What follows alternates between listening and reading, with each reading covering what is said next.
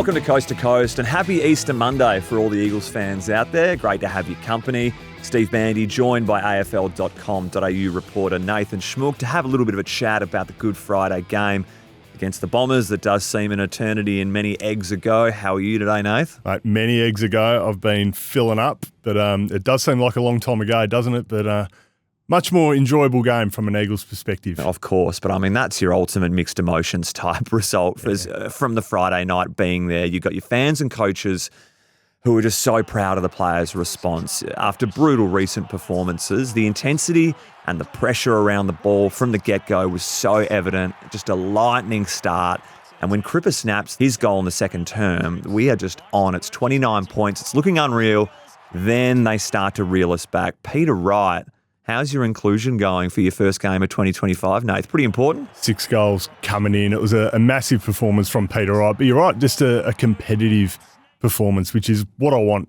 I want to see from West Coast. It's what Eagles fans want to see from West Coast. So, the boys didn't get to sing the song. There's the 7 players that haven't sung the Eagles song yet. So I was looking forward to it in the rooms to see that atmosphere and to see them bask in that joy together. And that was the key ingredient missing on a quality night of the performance. And that's tough, but I think a lot of fans are going to walk away feeling pretty positive about that game because the effort was there, the tackle pressure was there, the contested ball was there. They won contested ball after that record low the week prior against Carlton. So much to enjoy from that game from an Eagles perspective, and it gives them a platform, I think, to build from. No, I haven't seen 46,000 fans stand and applaud a losing effort in a home and away game before, so that was a bit surreal. Minnie said post-game that he spent a lot of the week focusing on team defence, and that was quite evident. So they allowed Essendon to have, 85 uncontested marks. So as a point of reference, Brisbane had 139.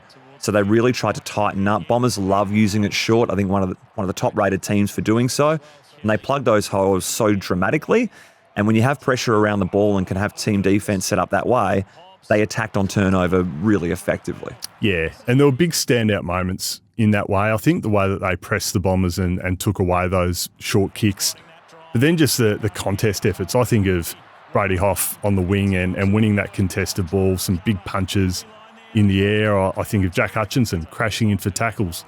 Now, it was a quiet game disposal-wise for him, but I thought the pressure he brought really set a standard. Then Harley was the same. Harley started just with a great aggressive nature on defence, a couple of massive tackles. Cripper really enjoyed this one and got behind him as well. So they were all setting the tone early. Yeah, and it was controlled aggression from Harley too, wasn't it? We know that that's the type of player he is. He's right on the line, but I thought he just went to the line with his aggression and set a bit of a standard in that way. And Archer Reid chased down tackle in the midfield as well. So plenty of moments there, I think, for Andrew McQualter to show the boys in the review and get them really feeling good about themselves. Archer and Zach Reid line up at each other for a couple of contests. That was quality to watch from the family in the stands as well. I thought there might be a little bump, when the ball was about to be bounced, but very friendly from the brothers. Too friendly? A little handshake and then a little tangle, but they were straight into it. Jake Waterman, 4 goals in the opening quarter. He went on 6PR last week following the Blues game. He missed a couple of set shots, was flat on himself, said he would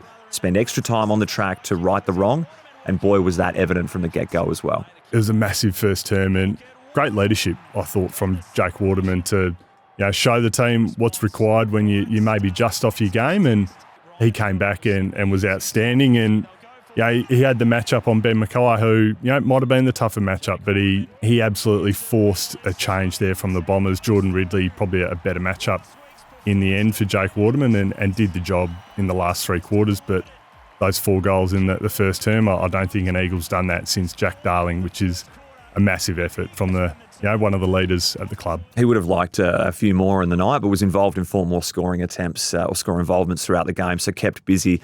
I was thrilled to see Gov got through 90% of the game, so it seems to be that adductor is fine, and his 11 touches in the first term was just an absolute standard Gov brick wall game back there. Elijah Hewitt, he's had a quiet first half.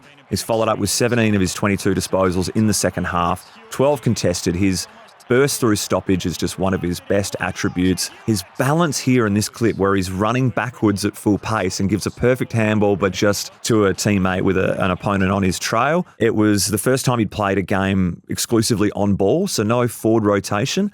and really got to showcase what fans have been salivating at the thought of Elijah Hewitt. I reckon this was the story of the game from a West Coast performance, the Elijah Hewitt game and probably just the Elijah Hewitt second half. So we know the issues that he's had. We know the foot issues that wiped out his 2024 and a bit of a slow start to this year, but to come in and show that explosiveness that he can bring to the midfield, I reckon he's the guy that can transform things in there, because Harley, he does need someone alongside him that's going to play that type of game, that explosiveness, and give the opposition someone else to worry about and not just be able to sit on Harley. So it was a massive positive from a West Coast point of view to see him bring that.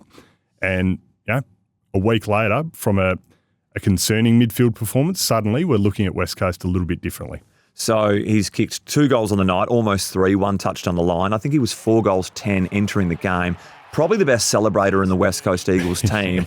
He's gone to give one of his best ones. Fox on the replay didn't give us 2 angles. Instead, they thought this is the best time to pot us for the banner. So come on, Fox, give us a spell and show Huey getting up and about and getting the crowd involved. And that's part of the game, isn't it? The Hewitt celebration and what that can do for teammates, because we haven't seen much of it from West Coast, and we want to see more of it and the way that they can get their teammates up, and he can do that.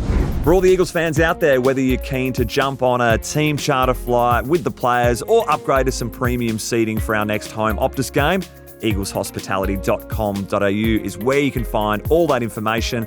They also have major packages to events like the AFL Grand Final, the Australian Open, Boxing Day Test, so check them out if you're keen. And also, if you're a reserve-seated member, you can win 4 tickets to the John Worsfold Medal just by ensuring that your seats are filled. It's that easy. All you need to do to enter is just go yourself to a game or transfer your tickets to a family member or a friend. Let's make sure Optus Stadium is packed with a sea of blue and gold, and we cheer home the boys for their first win on home soil for 2025. So the umpire's waiting for Matty Flynn here. The big fella going down. I think that's for a quadruple knot. So maybe invest in some shorter shoelaces from the big fella. But maybe some Velcros. Possibly.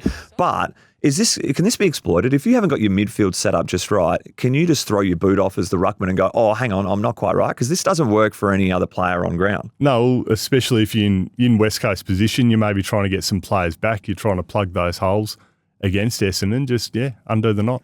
All right, Liam Ryan, is this the most blatant throw you've possibly ever seen not called on an AFL field? I saw some from the Bulldogs over the weekend, so maybe not, but it was pretty blatant, and I reckon Liam Ryan knew what he'd done as well. All right, a couple of boys you're thrilled to see get up from a contest that made you a bit nervous on the weekend. Harry Edwards. So I'm glad he had this moment. He put his body on the line, right on the goal line, hit the post, and it was a tough day for him against Peter Wright, but glad to see him have this moment, putting his body on the line, and very glad to see him get up. He's actually been involved in 2 back-to-back touched ball goals that have been reviewed, gone his way. What a streak. If that goes to 3, that'd be pretty freaky, I would have thought. It would be, so we'll see how he goes this weekend and see if he can just keep putting his body on the line like that. And Liam Ryan, the other one, this tunnelling effort, that had shades of the Dockers game from a couple of years ago when the hammy went. Almost same spot on the ground at Optus. Yeah. Don't want to see your high flyers getting sort of pushed under the ball. And when Liam gets that high, the results could be a bit catastrophic. Always a nervous moment when someone's tunnelled and especially someone who gets up like Flying Ryan. No good in the waffle this week, Schmooky. They played Perth, who are a much improved Perth from previous years. You've had 16 AFL-listed players take the field, but unable to get their first win of 2025. So the fact that there's 16, the availability is on fire at the moment. So it's just Chesser and Yo, who are about a month away from getting back, and then Dom Sheed, who's season, of course. And Cal Jamison's a week away, so he's set to play his first game in the waffle for almost a year. So great news for the big fella, another key defending pillar. Yep, and that availability that you mentioned, that's massive, because that's something that we know at West Coast as a club. They've sort of been used to not having that, so that's huge. A couple of guys I'm really hoping can come into the team soon. Luca Grego to make that midfield impact. I think it's going to be a common theme. We're going to want to see these young players filtering through the team. Tom Gross was a sub. I really hope he can get back into the 22 and show what he's got, because we've seen some really bright signs from him, and Bo Allen has had that illness interruption. So if he can get into the team as soon as possible, I think we're going to start seeing some more positive signs from a West Coast point of view.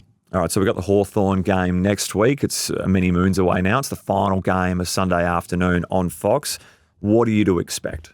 Well, we're going to see how the Hawks go, but they've stumbled a little bit, didn't they, against Port Adelaide? So, yeah, they're a good team. They're a really good team, and I just want to see the same sort of competitiveness from a West Coast point of view, no matter who the opposition is.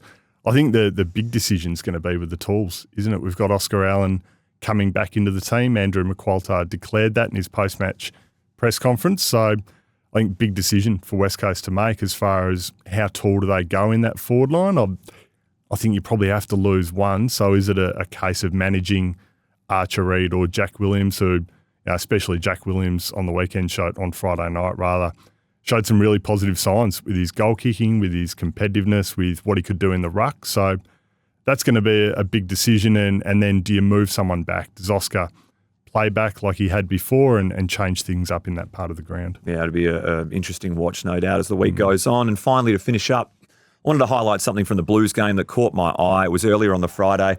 Here's all the boys singing the winning team song, and they got their kids involved. But this kid, so Blake Acres, young child, not happy whatsoever. I just want a word with the youngster, all right? These wins are fleeting. You never know when your next one's coming, Schmooky. Take it from me.